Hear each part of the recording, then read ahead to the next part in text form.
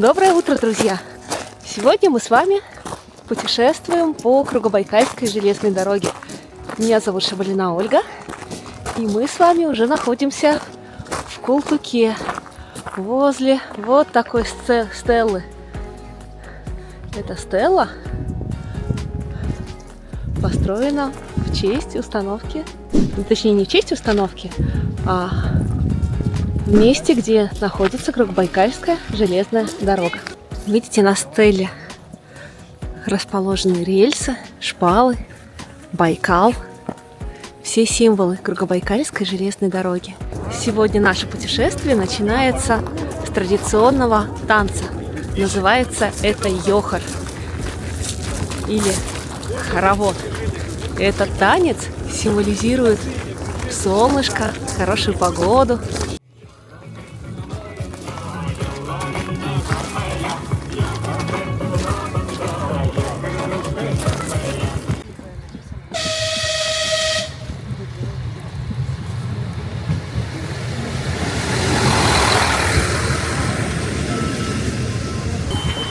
Вот и приехал наш поезд. Мы садимся в вагон с группой ребят с мешками. Пошли занимать себе место. Да? Давай. Вот такое у нас уютное место сегодня. Мы путешествуем с Викой. Столик. Туристический прекрасный поезд. Вон с таким вот видом.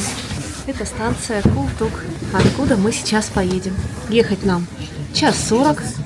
Поэтому мы спокойно можем попить чай, полюбоваться видами из окна. С другой стороны у нас будет виден Байкал. Там уже кто-то сидит. Пока едем, может нам наслаждаться видами Байкала.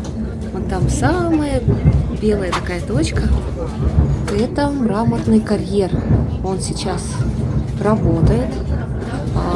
Там на его территории находится закрытое предприятие, куда достаточно сложно попасть, но иногда проводят экскурсии.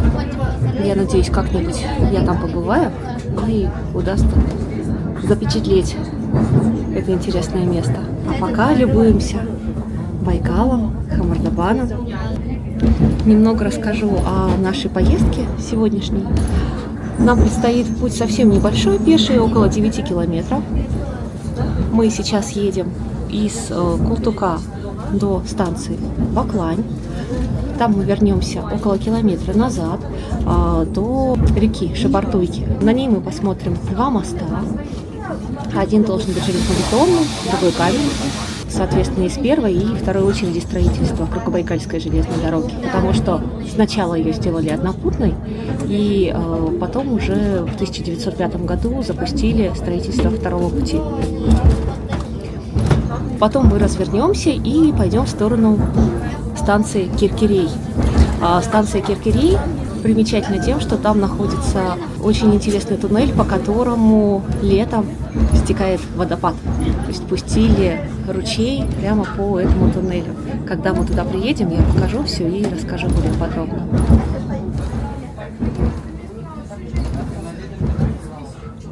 Билет можно купить в поезде. Стоимость переезда у нас будет 63 рубля от Култука до станции Баклань. А вот мы уже совсем близко к станции Нгасолка. Подъезжаем мы к станции Старая Ангасолка. Смотрите, какой виадук красивый. В Старую Ангасолку ведет пешеходный маршрут с железнодорожной станции Темная Падь. Достаточно доступный, легкий, ведет по тайге и спускается как раз к Кругобайкальской железной дороге. Пока сидим в поезде, решили попить чай. Смотрите, какая у Вики милая кружечка из Байкала. Прелесть. Пьем чай из кружечки с Байкалом на фоне Байкала. Там. Ребята, смотрите, что рассмотрела на кружечке. Видно наш маршрут. Вот смотрите. Вот это Култук. То место, откуда мы начали движение. И мы вот сюда начнем двигаться. Видите, вот поезд от Слюдянки до Култука. И вот потом пошел до берега. Как интересно. А Кругобайкальская железная дорога проходит вот сюда. Видите, Листвянка? Она на другой стороне. И нужно будет переплыть, чтобы попасть в Листвянку с порта Байкал. Вот с этой стороны Листвянка, с этой стороны порт Байкал. Вот. А мы прям вот так вот поедем по дороге. Как интересно. Мини-карта у нас сегодня. Такая хорошенькая. Посмотрите, как стало темно в поезде. Это мы заехали в туннель. О, и сразу светло. Вот мы и прибыли на станцию Баклань. На каждой станции здесь вот такие большие столбы. Точнее, таблички. Видимость сегодня потрясающая. Видно весь Хамардабан. Ровно напротив нас, там, где белые склоны, полоски на склоне, плохо их видно отсюда. Там находится Байкальск. Вдоль всей железной дороги такие огромные скалы. Места, где очень близко эти скалы подходили к берегу, приходилось создавать туннели. А там, где были обвалы, создавались опорные стенки. Чудеса растительного мира поражают. Смотрите, в скале растет дерево. И не одно. Там на склонах минимальное количество почвы. Растут такие пушистенькие сосны. Идти по шпалам не совсем удобно, потому что ты не попадаешь с каждым шагом на шпалу. А то попадаешь на нее, то ступаешь мимо. Поэтому все время получается, что нагрузка на стопы дополнительная. Но в этот сезон, когда идут все в ботиночках, вполне нивелируются эти сложности. Но в некоторых участках есть тропа. Ведет у нас сбоку от путей, и по ней как раз можно пройти. Что и делают товарищи мои по команде сегодняшней. А вот такие оборудованы опорные стенки. Частично скала, частично кладка. Причем камень, смотрите, сделан он не ровными кирпичиками, а каменные глыбы, которые собраны таким образом, чтобы повторять стыки друг друга. Такая кладка называется циклопическая. И, как правило, она используется даже без цементного раствора. На Кругобайкальской железной дороге вот такие стенки делали итальянские мастера, итальянские и албанские, но в основном итальянские. И таких сооружений огромное количество здесь можно увидеть. В опорных стенках обязательно делаются вот такие отверстия для воды, потому что в период паводков ручейки со склонов могут бежать и эту кладку сломать. И поэтому все предусмотрено инженерами. Изначально кажется, что выломался камень, а на самом деле задумка мастеров. Еще одна опорная стенка. Видите, здесь на Кругобайкальской железной дороге невозможно какое-то универсальное решение найти и вот ставить по определенному проекту какую-то стенку и везде использовать этот проект. Приходилось каждый раз подстраиваться под рельеф. Так она выглядит, как будто плиту приложили, да, к скале. На Кругобайкальской железной дороге огромное количество инженерных сооружений, и каждая чем-то, да, отличается. Одних только туннелей здесь 28 на расстоянии от порта Байкал до Слюдянки. И еще один находится за Слюдянкой, 29-й туннель. Называют его Киркирей. Вот еще одна опорная стенка. Как интересно сложено. Вкрапление породы. Интересно смотреть, как окрашена скала. А там впереди табличка. А здесь памятная табличка Татьяне Владимировне Дружининой, которая погибла на этой скале. Ну да, не мудрено. Высотой она очень приличная. Вернулись мы немного в сторону Ангосолки, чтобы посмотреть на два моста.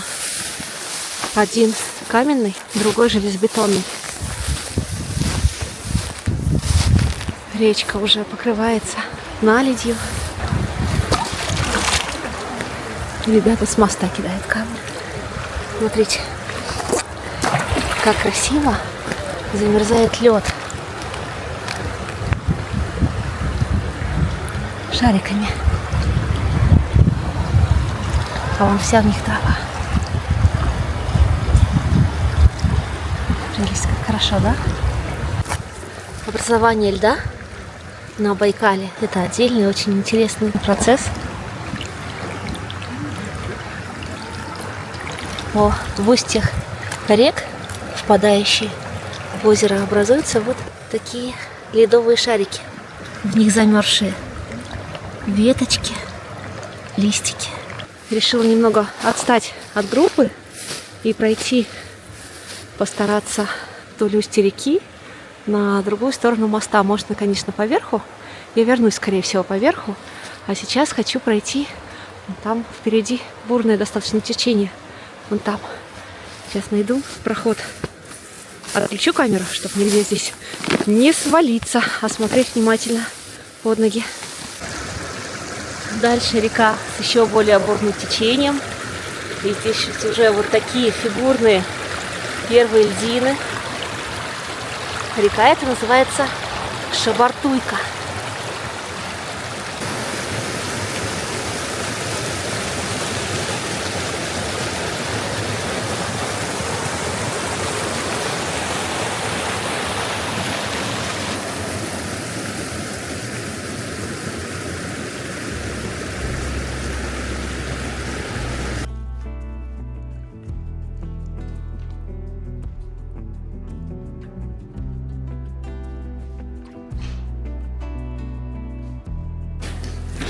Ну что, привет с Кругобайкальской железной дороги. Мы находимся вблизи станции Баклань, в первой от этой станции галереи. А знаете, какая она с другой стороны?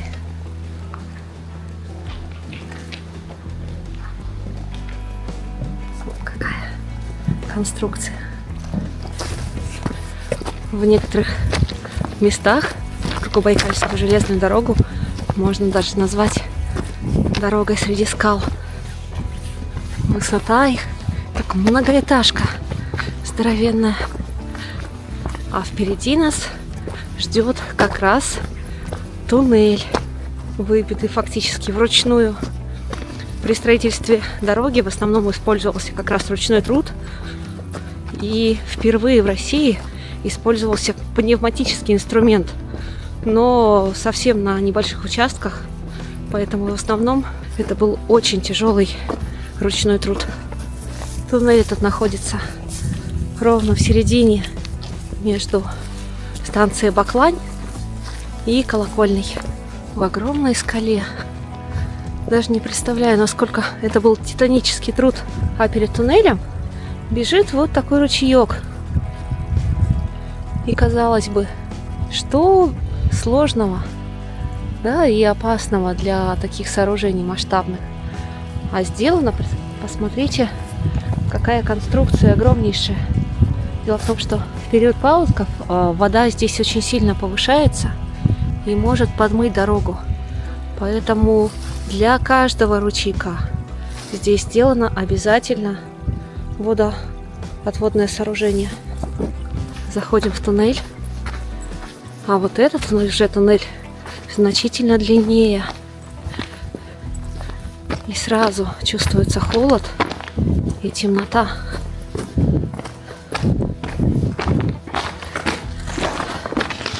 Чем дальше будем заходить, тем ощущение, что ты в какой-то пещере, будет сильнее. В длинных туннелях обязательно есть специальные окошечки, в которых можно спрятаться, когда идет поезд. Вот сейчас мы до одного из них дойдем. С левой стороны вот такая арка. Сюда можно зайти и переждать, пока идет поезд. О, темнота. Уже хочется включить фонарик. Но вон там впереди я вижу свет в конце туннеля. И я уже вижу ребят, которые стоят напротив слухового окна, которое выходит в этом раз на Байкал. А вот и из-за тоннеля окно целое сделано на Байкал.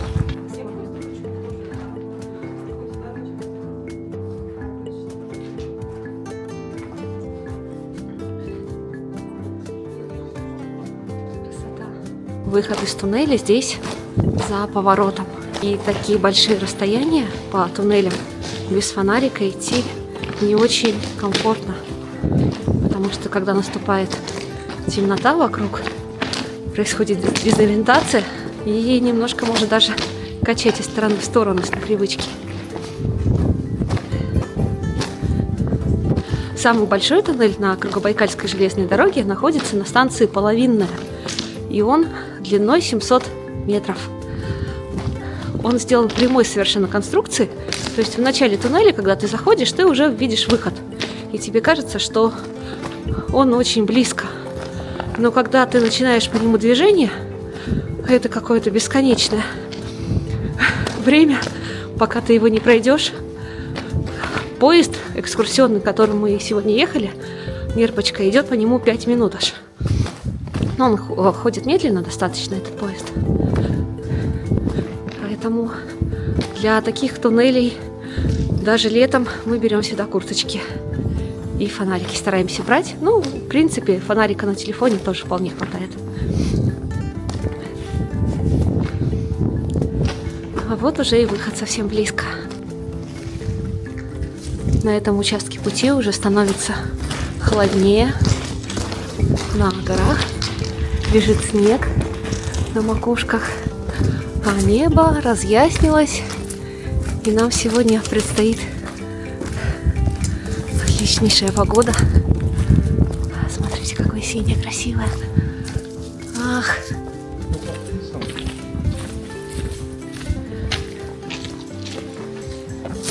Сейчас мы с вами прошли туннель Большой Колокольный. Находится он на 26-м километре. Туннель под номером 23. Рядом с туннелем установлена табличка, и здесь карта. Вот смотрите, Култук, откуда мы ехали на поезде. И вот куда мы сейчас, где мы сейчас находимся. А вот это конечный пункт Кругобайкальской железной дороги, действующий сейчас. Это порт Байкал. А через устье, если переплыть на пароме, то мы окажемся в Листвянке. Дорога сегодня очень сухая. Снега нет совершенно. Хотя уже выпадал. Накануне думали отменить поездку или не отменять, потому что выпало очень много снега, и тракт Култукский был достаточно опасным. А вот сегодня, смотрите, здесь не снежинки, ну, по крайней мере, внизу, в горах уже есть. Что интересно, по Кругобайкальской железной дороге здесь на ней можно встретить змей, причем в большом количестве. В жаркие особо дни нужно очень внимательно ходить по рельсам, потому что они выползают сюда погреться на камушки и встречают. Вот буквально 2 недели назад видела фотографии, где ребята встретили змею на Кругобайкальской железной дороге, хотя уже осень, ноябрь месяц, и у нас уже легли спать медведи, а вот змеи выползли. Только что поговорили про змей, про медведей, а тут вот, пожалуйста, клевер растет прямо на рельсах. Ох, удивительная природа наша. Только мы вышли из туннеля на мысе Колокольный, и здесь нам предстоит еще один туннель пройти. А это место достаточно опасное. Здесь даже установлена на скале табличка о том, что погиб человек при обвале. Мы сейчас вышли из туннеля на мысе Колокольный. И здесь нам предстоит зайти еще в один туннель. А вокруг скалы просто фантастически высокие. Здесь очень опасное место, потому что встречаются, часто бывают обвалы. И даже установлена на одной из скал табличка в память о человеке пострадавшем. Сейчас я вам скалы покажу. Высота потрясает. Как только солнце стало очень ярко светить, посмотрите, как изменился цвет воды на Байкале. Он стал синий-синий, прям насыщенно синий.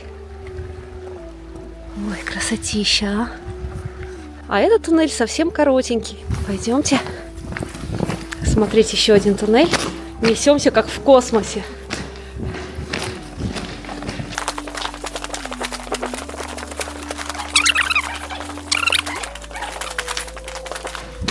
При входе казалось, что он совсем коротенький, да, раз и выйдем. А идем.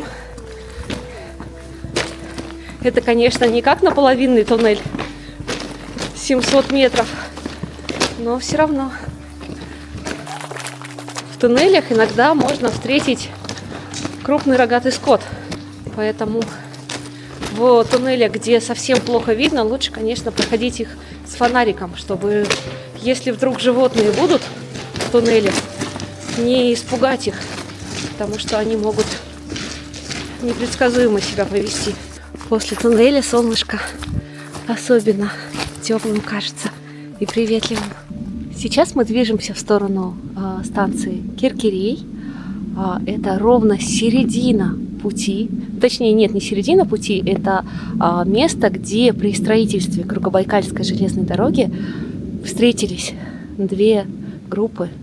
Потому что строительство велось из двух точек. Со стороны порта Байкал и со стороны Слюдянки. И именно там соединились эти две линии, которые шли друг навстречу другу, и был установлен золотой костыль, так называемый. Он, конечно, не был золотым, но его так называют, потому что символизирует, что Кругобайкальская железная дорога наконец-то была достроена. И я надеюсь, мы увидим там табличку этому посвященную. Так что сейчас дойдем и посмотрим. А пока любуемся красотой. Очень я довольна сегодняшней поездкой, потому что красиво, тепло, вообще безумно. Здорово. Под нами Байкал. У берега он изумрудного цвета. Смотрите, какая прелесть. А впереди туннель номер 21. Сейчас я иду по сооружению, специально созданному для отведения воды.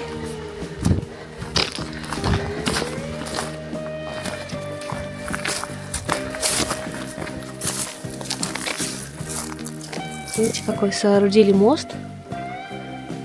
И все потому, что здесь, вперед паводков, вон оттуда со склонов бежит вода.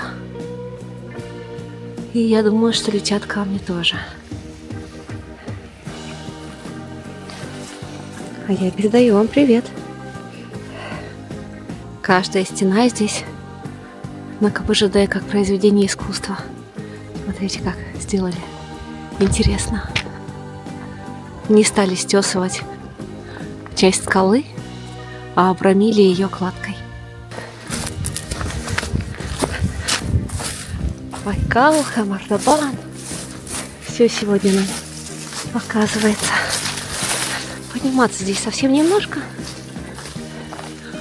Вон скальник. Как пирамидка небольшая. А вот и Вика. Любуется на высоту. С высоты на Кругобайкалку.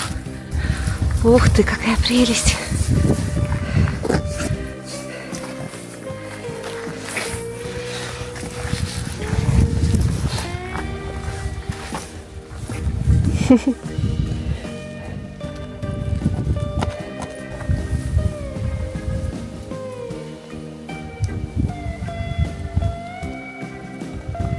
Не знаю, получится ли передать на видео. В этом туннеле очень красивая игра света. Светоотражающие элементы стоят. на стенках. А вот здесь окно. Опять на Байкал. Ой, оно завалено. Смотрите, как сильно. Такое ощущение, что его не доделали. Как будто мы сейчас находимся в пещере. Байкал вон там виден. А с другой стороны, видите, как выглядит вход в туннель. Там путешественница наша, Маша. То есть как раз сделано чуть выше роста человеческого. Такая пещера. А здесь какая-то металлическая стружка. Может быть, со времен строительства еще. А может быть, современная. А выходим, внизу изумрудная вода. Изумрудно-синяя. Ягодка растет. И виднеются мысы. Следующий туннель, который открывается нашему взгляду, больше похож на галерею, потому что совсем небольшой кусочек скалы. Что это может быть? Вот на стенах что-то белое. Да, похожее на известь. Да. Может быть, со скалы это все натекло. Он по самому верху идет. Ближе к Керкерею у нас уже целая череда туннелей. Один за другим не успели из одного выйти. Уже следующий. И там за ним еще одно инженерное сооружение. Берег везде здесь очень крутой. Просто так не выйдешь на бережочке посидеть на пляже. Хотя возле нескольких туннелей, точнее на нескольких станциях есть пляж. Даже обозначены эти места на карте. Если будем проходить, я обязательно покажу их. И следом третий туннель. Перед ним вот такая огромная опорная стенка. А вот здесь камни, оставшиеся после обвала. Причем их убирают регулярно. И сейчас их просто убрали с путей подальше. А вообще, представляете, какие глыбы валятся. Этот туннель, который находится вблизи станции Керкерей под номером 19, достаточно необычный. У него снизу есть еще вот такая опорная стенка, потому что текут ручьи под ним. Этот туннель мы решили обойти по тропе с правой стороны. Представляете, внутри этой скалы когда-то был шум инструмента. И день за днем люди по 40-50 сантиметров продалбливали туннель. Я все иду, а туннель не заканчивается, да? Вот уже видно часть опорной стены. Смотрите над ней. Скала. И идем дальше. И это все тот туннель номер 19. И не самый длинный. Причем.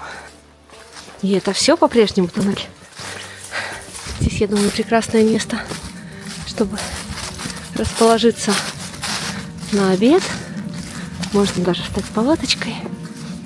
Вполне ровная, уединенная. Вот, по-моему, я вижу уже окончание туннеля. И мы сейчас до него дойдем. Или, слушайте, нет. Что ж это за длинный туннель такой?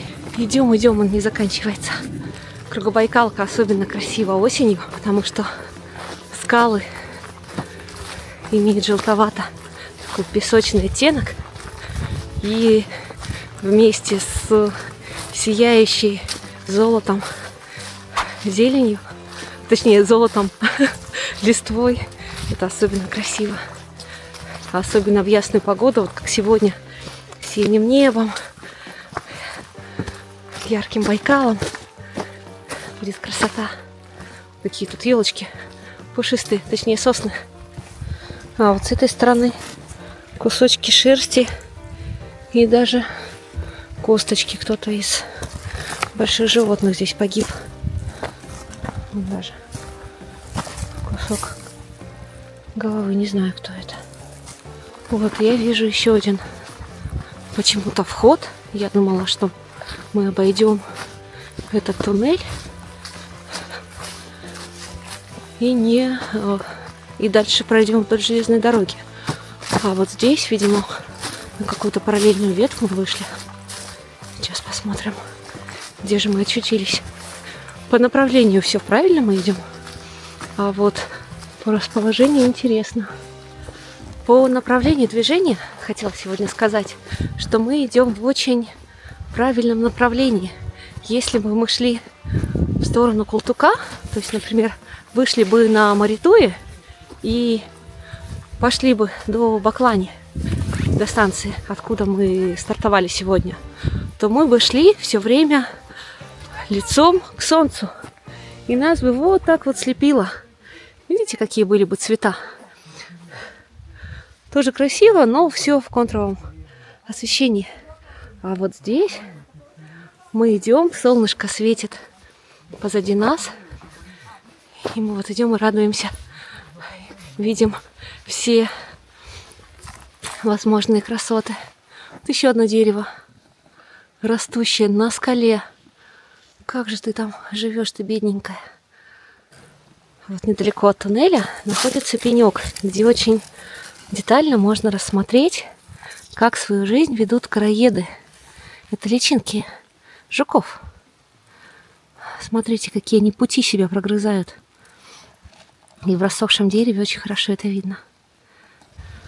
Благодаря тому, что мы туннель стали обходить по тропе, а не по путям, нашли вот такую галерею без рельс. Смотрите, на ее крыше, на верхушке висят сталактиты. Вот натюки такие. Видите? Небольшие. Мы зашли в туннель на Керкерей, тупиковый его еще называют, потому что здесь у нас нет никаких железнодорожных путей. Так необычно мы в него попали. Он коротенький совсем.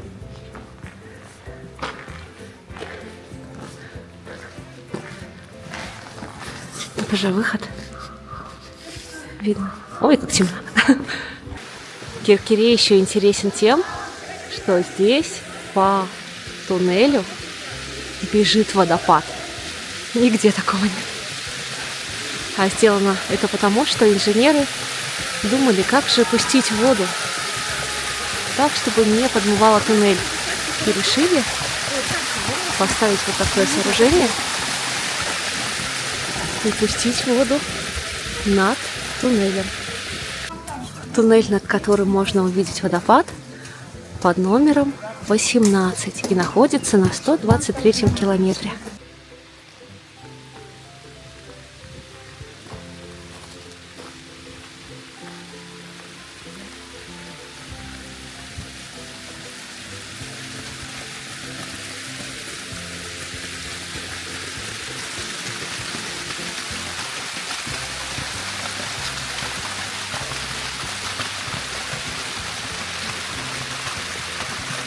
Поднялась я к месту, где начинается река. Она здесь течет под землей.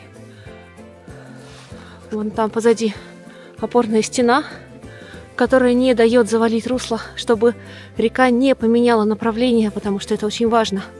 Направление поменяет и затопит туннели. То есть инженерам нужно было направить ее русло так, чтобы она текла именно в определенном направлении, контролируя, да, этот процесс. И вот сейчас я буду спускаться вдоль как раз русла реки, которая истекает водопадом над туннелем Керкерей. Здесь еще это земля, камни. Сейчас под снегом и не видно а дальше уже начнутся плиты. Сначала закрытые, для того, чтобы как раз камнями не завалило, а потом уже открытые. Вокруг румник. Такой, в принципе, не сильно подвижный. Подниматься по нему можно. Но единственное, скользкие немного листья. Так в целом вполне комфортный подъем, если вам захочется самим посмотреть, пролезть сюда повыше. Вот как раз самое начало сооружения. Наверху плиты и внизу сцементированный камень.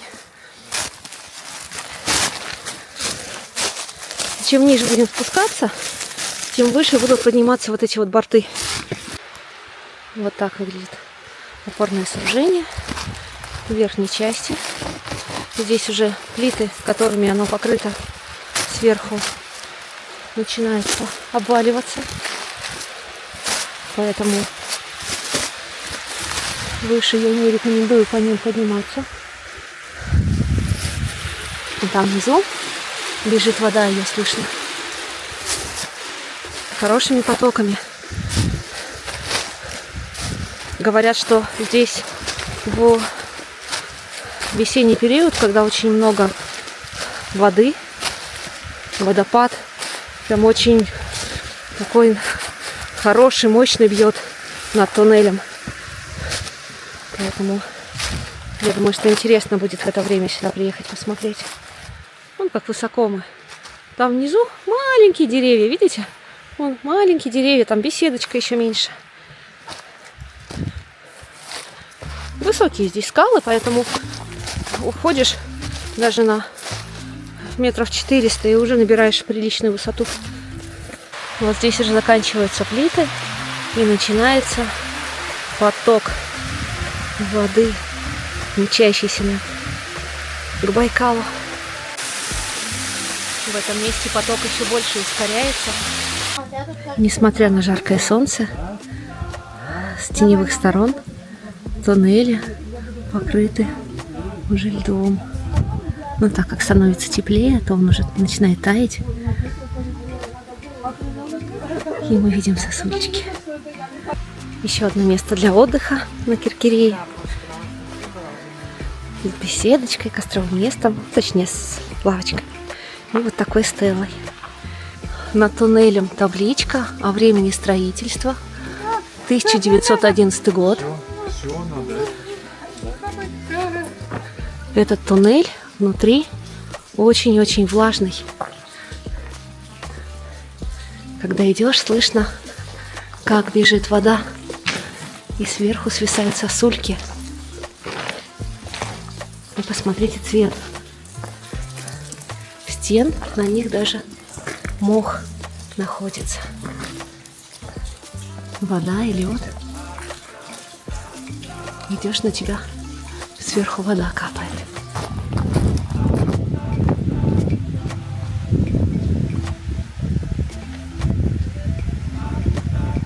На берегу установлен щит, где расположены основные факты строительства и архивные фотографии того, как происходила работа по возведению туннеля. Если по какой-либо причине уже устали, к моменту, когда подошли к Киркирею, можно здесь остаться и уехать с этой станции.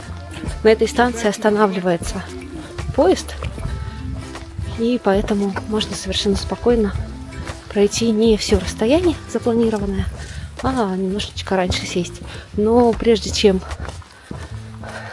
этим заниматься, нужно обязательно посмотреть, на каких станциях поезд будет делать остановки. Потому что и расстояние между станциями обязательно. Потому что можно не рассчитать немножко время. От станции Киркирей до станции Маритуй 3,5 километра. У нас до поезда 2 часа. Поэтому мы спокойно укладываемся по времени и идем дальше. А тем временем солнышко уже немножко подсело. И смотрите, опять поменялся цвет воды. Уже более серый приобрел оттенок. А нам осталось дойти совсем ничего. Вон там, за мысом, Будет уже станция, нужная нам. Мы уже совсем близко к станции Маритуй. Это не просто станция, а целая деревенька. Сейчас пойдем смотреть дома. Там очень много домов, построенных в начале 20 века. Вика нашла сердечко. Человек, которому всегда на любой тропе находится сердце. Подходим мы к станции Маритуй. И здесь на входе мост арочный. Ребята все идут по верху, а я сейчас, пожалуй, спущусь вниз, вон туда, и пройду вдоль берега и буду догонять. Точнее, это даже не Маритуй станция, а речка Маритуйка. А станция Маритуй совсем рядышком. Это, наверное, самые ближние станции друг от друга. Больше настолько близко располагающихся я не помню. Но только, наверное, Шержилга и Царское подворье еще. Арочный мост на речке Маритуйка.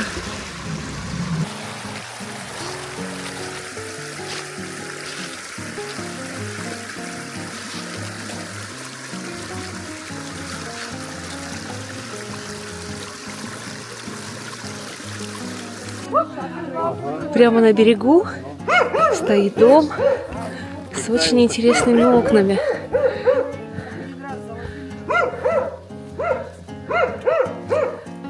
Главное окно, да? Да. Удивительное. Да везде сидеть, Да. на Байкал смотреть. Вид. Как здорово. Фантастика. Просто фантастика. Сейчас попробую приблизить. Горы сегодня. Молодец. Видно отлично. Дом на берегу.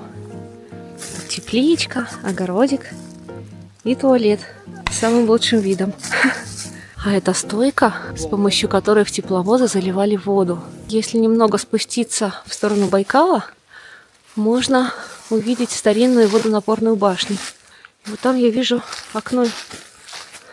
Оно закрыто кирпичом. Не подсмотришь что-то внутри. Вот старинная водонапорная башня. К ней ведет вот такая лестница. Металлическая, достаточно качественная. Прямо от путей. Байкал сегодня спокойный, прозрачный.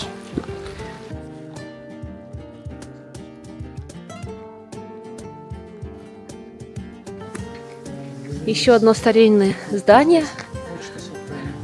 Здесь находится отделение связи. Вообще на этой станции огромное количество интересных, необычных старинных построек. И причем они очень красиво оформлены и окрашены все. Такие спокойные очень цвета. А это здание железнодорожной станции. В конце станции находится туалет, туалетная комната. Их несколько на Кругобайкальской железной дороге. Каждый в районе 15 миллионов, нам говорили, стоит. Японская уборная. Очень сделана качественно и хорошо. Мы когда были в порту Байкал, я снимала. Давайте вам покажу еще раз. Таких станций, таких несколько находится на КБЖД. Вот заметьте, мужской 1, женских 2. Девочки меня поймут, потому что обычно не хватает. Девчонки все стоят в очередях, потому что чаще путешествуют. Чтобы открыть, нужно нажать на кнопочку. А почему-то у меня не работает. Так, ну-ка, этот.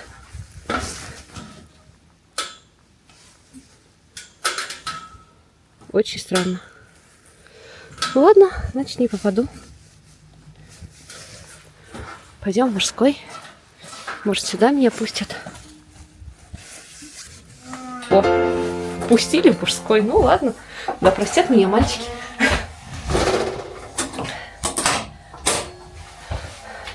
Здесь очень похожее на самолетное, но только гораздо просторней.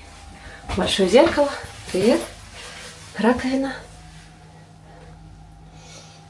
Жидкое мыло, электросушка. Все вмонтировано. А в конце можно даже поставить смайлик, насколько тебе понравилось качество обслуживания. Ну вот на удивление, здесь в этом туалете не поют птички, а в порту Байкал поют. Видимо, сломался уже какой-то модуль, не выдержал российских туристов. Здесь даже есть одноразовые сиденья. Мы гуляем по станции, ждем свою электричку и скоро поедем домой. На перроне ждать немного холодно, и поэтому мы решили уйти к Байкалу и наслаждаться солнышком и спокойствием сегодняшним.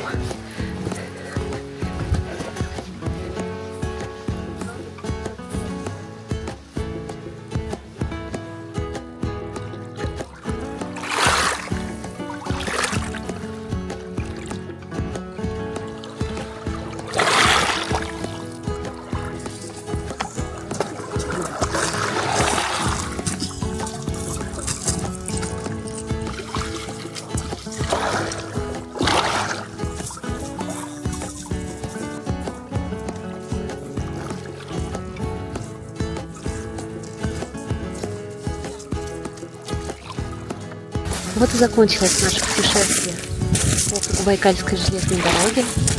Сейчас нас ждет небольшой отдых на берегу, и мы сядем на поезд и поедем домой.